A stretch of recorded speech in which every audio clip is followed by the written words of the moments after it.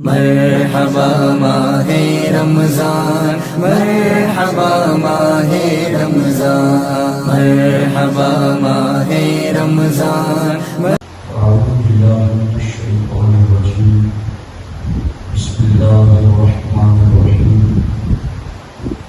قد افلح المؤمنون الذین هم فی صلاتهم خاشعون۔ صدق اللہ العلی العظیم وصدق رسولہ النبی الکریم۔ انتہائی احترام و عقیدت کے ساتھ حضور سید المرسلین خاتم الانبیاء شفیع المذنبین رحمۃ للعالمین خاتم المعصومین راحت العاشقین صلی اللہ تعالی علیہ وآلہ واصحابہ وبارک وسلم کی بارگاہ میں اپنی غلامی کا ذکر اور جس طریقے سے میں پڑھا میرے ساتھ مل کر باادب با آواز بلند نذران محبت پیش کریں۔ الصلاۃ والسلام علیک یا رسول اللہ، الصلاۃ والسلام علیک یا رسول اللہ، الصلاۃ والسلام علیک یا حبیب اللہ، الصلاۃ والسلام علیک یا حبیب اللہ، الصلاۃ والسلام علیک یا نبی اللہ، الصلاۃ والسلام علیک یا نبی اللہ، وعلی آلک واصحابک یا نور اللہ، وعلی آلک واصحابک یا نور صلی اللہ، اللہ تعالی علیہ وسلم۔ صلی اللہ تعالی علیہ۔ دوستان محترم، نماز جو کہ اہم الفرائض اور افضل العبادات ہیں، وہ قبول کیسے ہوتی ہے؟ اللہ رب العزت اس حوالے سے قرآن مجید میں ارشاد فرماتا ہے، قد افلح المؤمنون الذین هم فی صلاتهم خاشعون۔ بے شک مراد کو پہنچے وہ ایمان والے جو اپنی نمازوں میں گڑ گڑاتے ہیں۔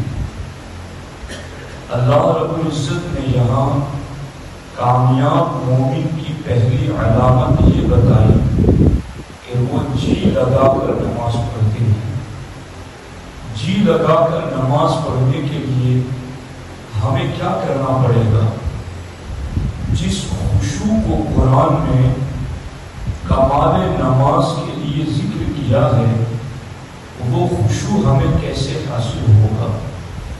تو یاد رکھیں، خشوع کی دو صورتیں ہیں، ایک ظاہری اور ایک باطنی۔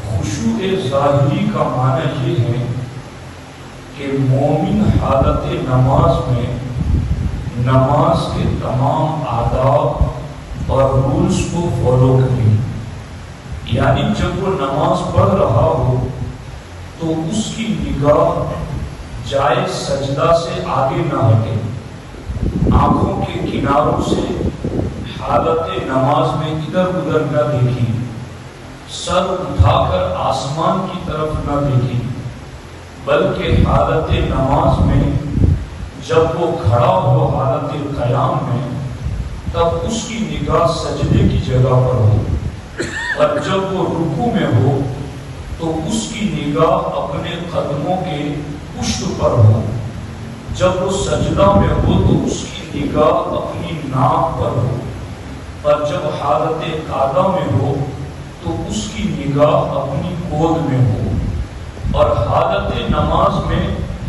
اپنی انگلیوں کو چٹکائے نہیں، کپڑا اپنے بدن پر یوں نہ ڈالے کہ اس کے دونوں کنارے بغیر پیچ کیے ہوئے لٹک رہے ہوں۔ اس طرح اگر مومن نماز پڑھتا ہے تو اس کو ظاہری خشوع اور ظاہری رولز کو فالو کرنا کہتے ہیں، اور باطنی خشوع کسے کہتے ہیں کہ مومن قائما بین یدی الرحمن کا تصور باندھے، اللہ کی کبریائی اور اللہ کے عظمت و جلال کو دل میں جگہ دے، دنیا سے نگاہ ہٹا کر کے اپنی ساری توجہ اور سارا دھیان اللہ کی رحمت کی طرف لے جائے، اس کو باطنی خشوع کہتے ہیں۔ اس طرح ظاہری اور باطنی خشوع کے ساتھ جو مومن نماز ادا کرتا ہے اس کی نماز اتنی کامل ہوتی ہے کہ ہمارے نبی علیہ السلام ارشاد فرماتے ہیں کہ جو مومن ایسا ہو کہ اس کے لیے فرض نماز کا وقت آ جائے، پھر وہ اچھی طرح سے وضو کرے اور اس کے بعد خشوع کے ساتھ نماز پڑھے۔ خشوع میں نے آپ کو بتا دیا، خشوع کے ساتھ نماز پڑھے اور درست طریقے پر رکوع کرے تو ایسی نماز اس کے پچھلے سارے گناہوں کا کفارہ بن جاتی ہے۔ اس کے پچھلے سارے گناہ اس نماز کی وجہ سے معاف ہو جاتے ہیں۔ لیکن اگر کوئی نماز میں جسم تو اس کا حاضر ہے مگر دل حاضر نہیں، روح حاضر نہیں، اس کا باطن متوجہ نہیں، تو ہمارے آقا علیہ السلام فرماتے ہیں کہ اللہ تبارک و تعالی ایسی نماز کی طرف نظر رحمت نہیں فرماتا جس نماز میں بندہ جسم تو حاضر رکھے مگر دل حاضر نہ رکھے، تو اس نماز کی طرف اللہ نظر رحمت نہیں فرماتا ہے۔ نماز دو بندے ادا کرتے ہیں، ظاہری اعتبار سے دونوں کا معاملہ ایک جیسا ہے، مگر اللہ کی بارگاہ میں قبولیت کے اعتبار سے ان کا معاملہ بہت جدا ہوتا ہے۔ ہمارے نبی علیہ السلام ارشاد فرماتے ہیں کہ ایک بندہ ایسا ہے جو وقت پر نماز ادا کرتا ہے اور سارے اچھی طرح سے وضو کرتا ہے، فرائض و واجبات کی رعایت کے ساتھ ساتھ سنن اور مستحبات کی بھی رعایت کرتا ہے۔ ایسی نماز جب وہ سلام پھیرتا ہے تو روشن اور چمکدار شکل میں اللہ کی بارگاہ میں پہنچتی ہے، یہ دعا کرتے ہوئے اے اللہ اس نمازی نے جس طرح میری حفاظت کی ہے تو بھی اس کی اسی طرح حفاظت فرما، اور اگر کوئی شخص نماز وقت پر ادا نہ کرے اور اچھی طرح وضو بھی نہ کرے اور خشوع خضوع کا لحاظ بھی نہ رکھے، رکوع اور سجدہ میں کمی کر دے، تو ہمارے نبی علیہ السلام ارشاد فرماتے ہیں ایسے شخص کی نماز ایک پوری شکل میں اٹھتی ہے اور یہ بد دعا کرتے ہوئے الہی جس طرح سے اس نے مجھے برباد کیا تو بھی اسے برباد کر دے۔ اور جب وہ نماز اللہ کی بارگاہ میں پہنچتی ہے تو ایک سیاہ کالے کپڑے میں لپیٹ کر اس نمازی کے منہ پر مار دی جاتی ہے۔ دوستان محترم، اب میں بھی غور کروں، آپ بھی غور کریں کہ ہم کون سی نماز پڑھ رہے ہیں اور ہمیں کون سی نماز ادا کرنی ہے، ہمیں کون سا طریقہ اختیار کرنا ہے۔ اگر مومن نماز کے ظاہری آداب کی کمپلسری پابندی کرے اور باطن کو بھی اللہ کی رحمت کی طرف متوجہ کرے تو آپ جانتے ہیں اس نماز کی برکتیں کیا ہیں۔ امام سمرقندی رضی اللہ تعالیٰ عنہ فرماتے ہیں کہ جب پہلی مرتبہ نماز فرض ہوئی تو شیطان ابلیس جو ہے وہ خوب دھاڑے مار مار کر کے رونے لگا۔ سارے شیاطین اس کے ارد گرد جمع ہو گئے اور اس سے کہا اتنا کیوں رو رہے ہیں؟ تو ابلیس نے کہا آج اللہ نے نماز فرض کر دی ہے۔ کہا اس میں کیا قیامت ٹوٹ پڑی کہ اتنا رو رہے ہیں؟ کہا میرے چیلو تمہیں نہیں پتا، اگر سمجھدار مسلمان نماز ادا کرے گا تو نماز کی برکت سے وہ گناہوں سے محفوظ ہو جائے گا، میں اس لیے رو رہا ہوں۔ تو سارے شیاطین نے ابلیس سے کہا کہ اب تو ہی بتا کہ ہمیں کرنا کیا ہے؟ کہا پہلی ڈیوٹی تمہاری یہ ہے کہ ان مسلمانوں کو نماز سے غافل کر دو، ان کی توجہ نماز سے ہٹا دو، دنیا میں، کاروبار میں، دنیا کی لذتوں میں، مال و منال میں ان کی توجہ لگا دو اور اس طرح سے ان کو نماز سے غافل کر دو۔ تو شیاطین نے کہا اگر ایسا ہم نہ کر سکیں، نماز سے نہ روک سکیں اور وہ نماز کے لیے آ بھی جائے تو پھر آگے ہماری ڈیوٹی کیا ہے؟ تو ابلیس کہتا ہے اگر وہ نماز کے لیے آ جائے مسجد میں تو اب تمہاری ڈیوٹی یہ ہے کہ تم ایک دائیں طرف سے آئے اور اس کو کہے ذرا داہنی طرف دیکھ کیا ہو رہا ہے، بائیں طرف سے آئے اور اس نمازی کو کہے ذرا بائیں طرف دیکھ کیا ہو رہا ہے، ایک اوپر کی طرف سے آئے اور اسے کہے کہ ذرا اوپر کی طرف دیکھ کیا ہو رہا ہے، اور چوتھا اس کو یہ کہے اتنی تاخیر کیوں کر رہا ہے، جلدی جلدی نماز پڑھ، ابھی تیرا فلاں کام بھی باقی ہے، ابھی تیرا فلاں کام بھی باقی ہے۔ تو اس طرح سے اگر وہ نماز کے لیے آ جائے تو پھر نماز میں اس کی توجہ نہ رہنے دو، اس کی توجہ اس طرح سے اگل بگل میں دوسری باتوں میں لگا دو۔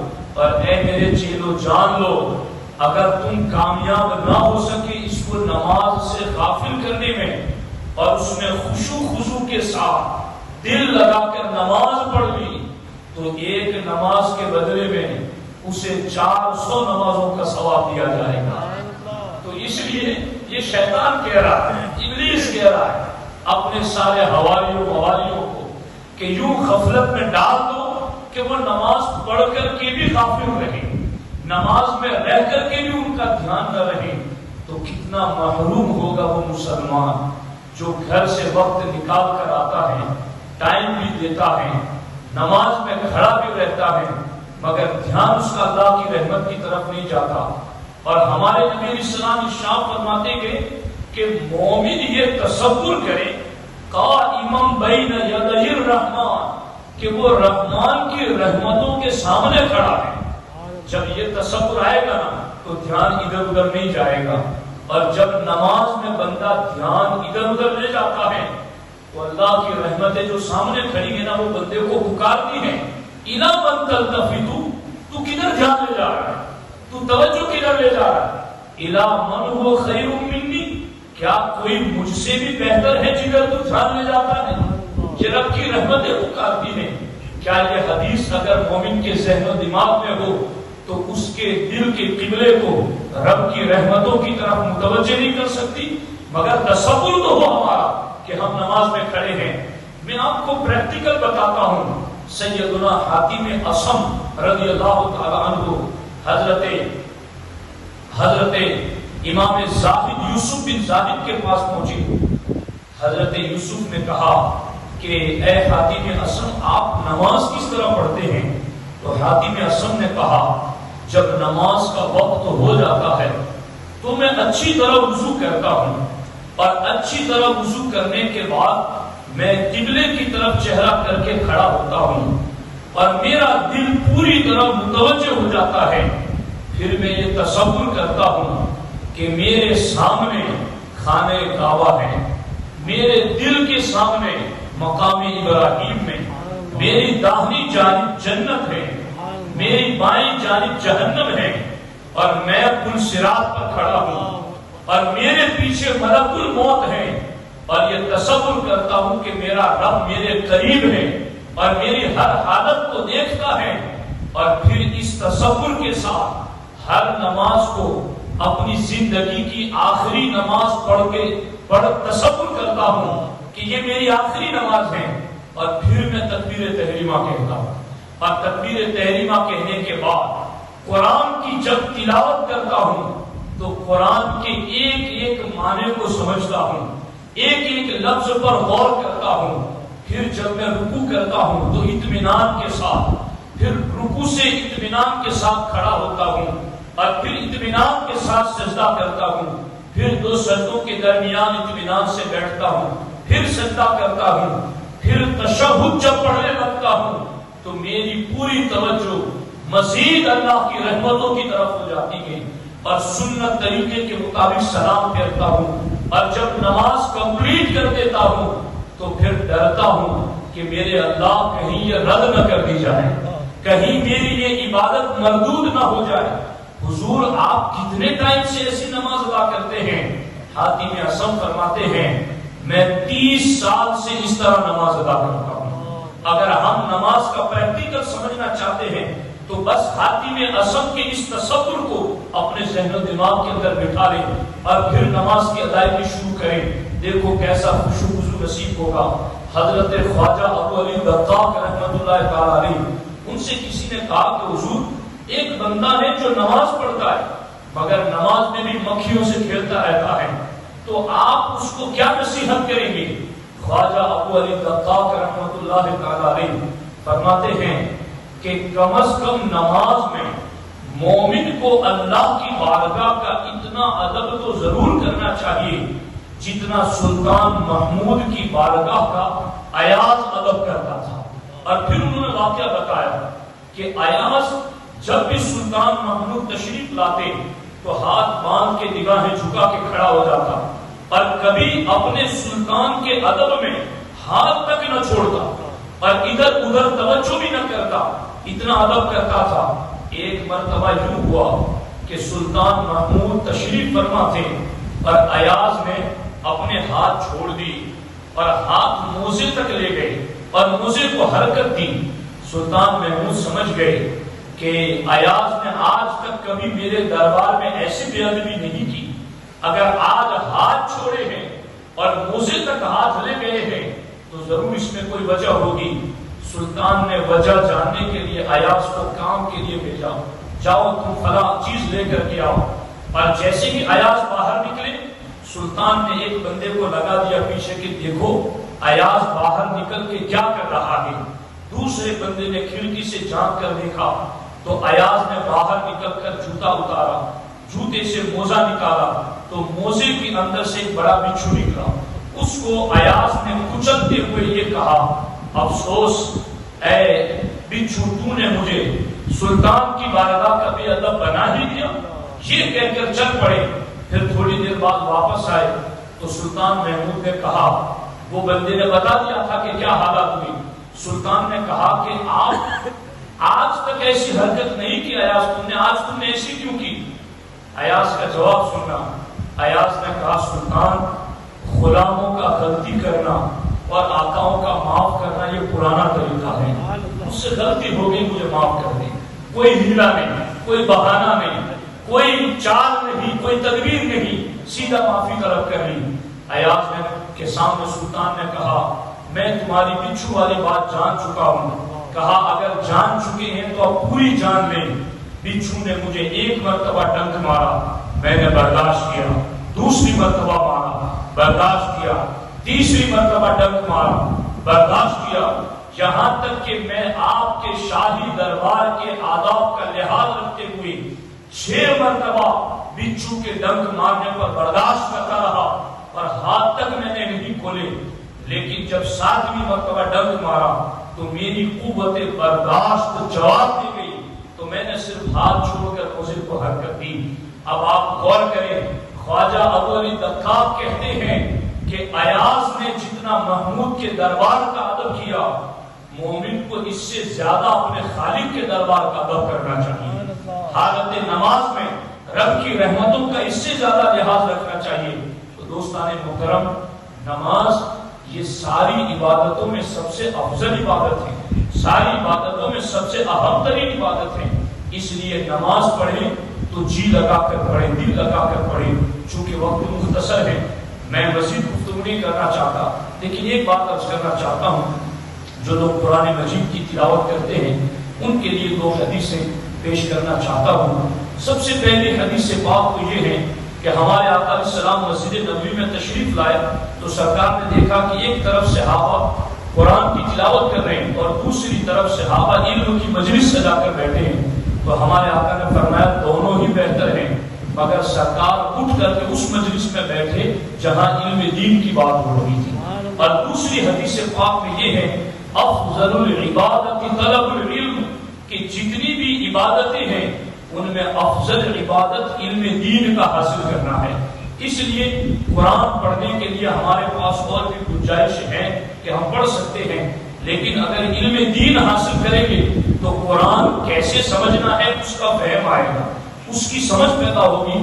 اسی لیے فقہائے کرام نے کتابوں میں لکھا ہے کہ فقہ کے مسائل سیکھنا یہ تلاوت قرآن سے افضل ہے. تو اس لیے جو ساتھی تلاوت کرنا چاہتے ہیں جیسا کہ مولانا محسن صاحب نے بتایا تھا کہ وہ مسجد کے باہر ہی صحن میں تشریف لے جائیں، اگر وہ یہ مہربانی کرتے ہیں تو ان کی کرم نوازی ہے، اور اگر وہ تلاوت کا وقت کوئی اور نکال کر اس علمی محفل میں بیٹھ کر علم حاصل کرتے ہیں، پھر وقت نکال کر قرآن بھی پڑھتے ہیں، تو نور ادا نور ہے کہ علم دین بھی حاصل ہوگا، قرآن کی تلاوت بھی ہوگی۔ اللہ کریم کی بارگاہ میں دعا ہے رب ذوالجلال ہم سب کو قرآن و سنت پر عمل کی توفیق عطا فرمائے۔ السلام علیکم ورحمۃ اللہ وبرکاتہ۔ السلام علیکم۔